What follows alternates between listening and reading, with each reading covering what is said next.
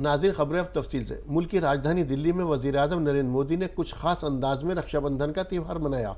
बता दें कि पीएम मोदी ने स्कूली तलबा के दरमियान पहुंचकर रक्षाबंधन मनाया। स्कूली तलबा से हाथ पर राखी भी बंधवाई। इस दौरान वज़ीर-ए-आज़म मोदी भी बच्चों के बीच बेहद खुश नजर आए और बच्चों ने भी वज़ीर-ए-आज़म से मिलकर खुशी का इजहार करते हुए उन्हें शानदार कविताएं सुनाई। इस मौके पर पीएम मोदी ने कहा कि सभी को रक्षाबंधन की मुबारकबाद। रक्षाबंधन मुक़द्दस त्यौहार बहन और भाई के दरमियान अटूट एतमाद और बेपनाह मोहब्बत के लिए वक्फ है। ये हमारी सकाफत की एक मुक़द्दस अक्कासी करता है।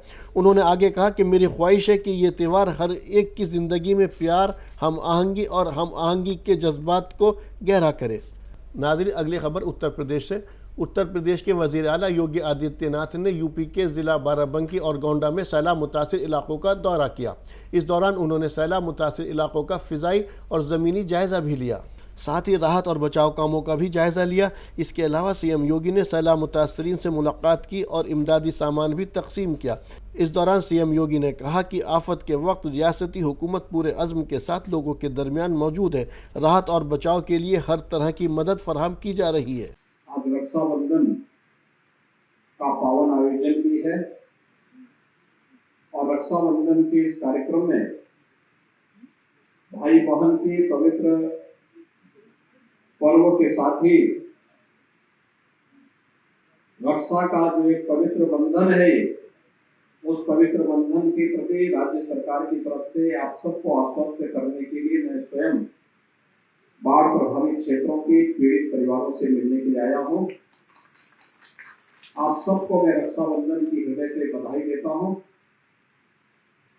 जैसा कि हम जानते हैं, बरसात का समय है और प्रदेश में प्राकृतिक आपदा में वर्षा काल में बाढ़ एक प्रमुख आपदा है। प्रदेश के अंदर वर्तमान में 21 जनपदों के 721 गांव बाढ़ से आंशिक या ज्यादा प्रभावित हैं। इन सभी प्रभावित परिवारों के बचाव के लिए एनडीआरएफ, एसडीआरएफ, पीएसी की फ्लड यूनिट अलग अलग स्थानों पर 8 बटालियन को हम लोगों ने पोजिशनिंग की है और उनके माध्यम से बचाव और राहत कार्यों को माननीय जनप्रतिनिधियों के नेतृत्व में हमारी प्रशासनिक टीम, राजस्व विभाग की टीम, विभिन्न स्वयंसेवी संस्थाओं संगठनों के साथ मिलकर के प्रत्येक नागरिक तक राहत और बचाव के कार्य को आगे बढ़ाने का कार्य कर रही है। लोकसभा इंतखाबात के लिए बीजेपी के खिलाफ बने अजीम इत्तेहाद इंडिया की आज तीसरी मीटिंग चल रही है। 1 सितंबर तक चलने वाली ये मीटिंग मुंबई में हो रही है। बता दें कि मीटिंग शाम 6 बजे शुरू हुई, जिसके बाद शिवसेना के उद्धव ठाकरे की दावत पर हिज़्ब-ए-इख्तिलाफ के नेता डिनर में शरीक होंगे, जबकि 1 सितंबर को सुबह 10:15 बजे से दोपहर 2 बजे तक ग्रुप फोटो सेशन और लोगों की नकाब कुशी की जाएगी। आपको बता दें कि एनडीए के मुकाबले में विपक्ष के 28 दल साथ आए हैं। हिज़्ब-ए-इख्तिलाफ इत्तेहाद की पहली मीटिंग 23 जून को पटना में हुई थी, जबकि दूसरी मीटिंग 17 जुलाई को बेंगलुरु में हुई थी। लेकिन मुंबई में चल रही ये इस मीटिंग में 28 विपक्षी दलों के नेता शामिल हुए हैं। मुंबई में चल रही इंडिया इत्तेहाद की मीटिंग में तय किया जाएगा कि इस इत्तेहाद को किस तरह आगे ले जाना है। इस मीटिंग का सबसे अहम सवाल ये होगा कि इत्तेहाद की तरफ से पीएम के ओहदे के लिए किसके नाम पर मुहर लगेगी। To capture Indian assets, airports, ports, why is there no investigation taking place? It's very important that the Prime Minister of India, Mr. Narendra Modi, clears his name and categorically explains what is going on.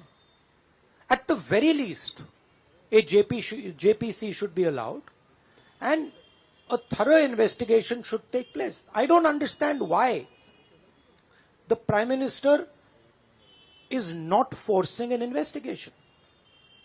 Why is he quiet? Why doesn't he say that he is going to make sure that this issue is investigated and the people who are responsible are put behind bars? So this is raising a very serious question on the Indian Prime Minister just before leaders of the G20 are coming here, are going to be our guests. And they're going to be asking the question, what is this special company this company that is owned by a gentleman close to the Prime Minister, why is it that in an economy like India, this gentleman is being given a free ride? They're going to ask this question, and I think it's very important that this matter is made clear before they arrive. Rajasthan के वज़ीर-ए-आला अशोक गहलोत ने अदलिया में बदउनवानी को लेकर बड़ा बयान दिया है। सीएम गहलोत ने कहा कि अदलिया में भयंकर करप्शन हो रहा है। मैंने सुना है कि बाज़ वकील तो तहरीरी तौर पर फैसले भी लिख कर ले जाते हैं और अदालत से वही फैसला आता है। सीएम गहलोत ने आगे कहा कि अदलिया में ये क्या हो रहा है। अदलिया चाहे निचली हो या आला, हालात बेहद संजीदा हैं। अहले वतन को इस बारे में सोचना चाहिए।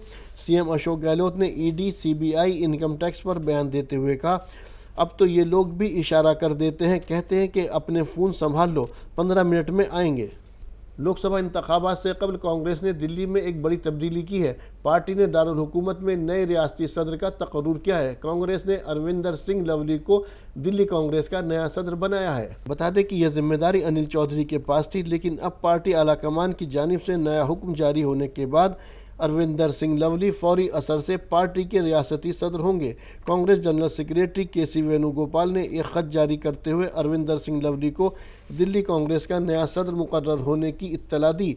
आपको बता दें कि अरविंदर सिंह लवली 2013 में भी डीपीसीसी के सदर रह चुके हैं। रक्षाबंधन के खास मौके पर पंजाब के वज़ीर आला भगवंत मान ने रियासत की आंगनबाड़ी बहनों को बड़ा तोहफा दिया। सीएम मान ने समाजी तहफ़्फ़ुज़, ख़वातीन और बच्चों के लिए काम करने वाले महकमे के लिए 5714 आंगनवाड़ी कारकुनान को तकर्रुरी के खतूत दिए। रक्षाबंधन के मौके पर मुनक्किदा इस तकरीब में आंगनवाड़ी कारकुनों ने वज़ीर आला मान की कलाई पर राखी भी बांधी। सीएम मान ने यकीन दिलाया रियासती हुकूमत आने वाले दिनों में आंगनवाड़ी कारकुनों की फलाह बहबूद के लिए कदम उठाएगी। इस दौरान सीएम मान ने अमृतसर में वाक़ गुरु नानक देव यूनिवर्सिटी में मुनक्किदा तकरीब से खिताब करते हुए अपना इज़हार ख्याल पेश किया। हजे मैं रखड़ी बनानी है। मैं कल बठिंडे आ गया, मैं रात बठिंडे रहा, खेडा वतन पंजाब दियां, उतों इधर आ गया, हुण जाऊँगा। भैन है मेरी छोटी, तो कोई नहीं, भैनों कोल ही रहने आ। ये थोड़ी है कि कल्ली मनप्रीत ही भैन है, सारियां भैनां साडियां। सो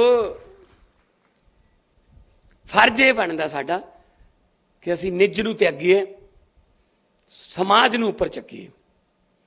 जो काम तुसीं कर रहे हो, जो आंगनवाड़ी वर्करां ते हैल्परां कर रहे हैं, मैनूं नहीं लगता दुनिया के किसी कोने च इहो जिहा कोई डिपार्टमेंट होऊगा। ईवन अमरीका, कनेडा, मैं सारा जानदा उन्हां दा मैडिकल सिस्टम, उत्थे भी इस लैवल ते काम नहीं हुंदा जिस लैवल ते तुसीं काम करदे हो। धागा है ना अपने कल्चर च, अपने विरसे च, धागे की सांझ सब तो वड्डी मन्नी गई है। मिलनी वेले मामिਆਂ ਨੂੰ कंबल क्यों दिते जाते हैं? वो जो धागा हुंदा है, मामा, फुੱਫੜ, जीजा, मिलनी कराई जाती है। खेस होंदे सी पहला, हुण कंबल आ गए। जां फिर जिवें लेडीज़ सूट आदान प्रदान कर, धागा है। धागे की सांझ सब तो वड्डी। जदों वो कंबल उत्ते लिया जाऊगा, जदों वो सूट पाया जाऊगा, याद आऊगी फिर उस रिश्ते दी, रिश्तेदार दी। बड़िया वड्डिया साडा विरसा बड़ा अमीर है। जिन्ना पढ़ी जाओगे उन्ना तुसीं कहोगे भी मैं तो किते होर ही रहिंदा सी यार, पढ़ो। उत्तर प्रदेश अक़लियती कांग्रेस 1 सितंबर से 6 सितंबर तक मेरा संविधान मेरा स्वाभिमान मुहिम चलाने जा रही है।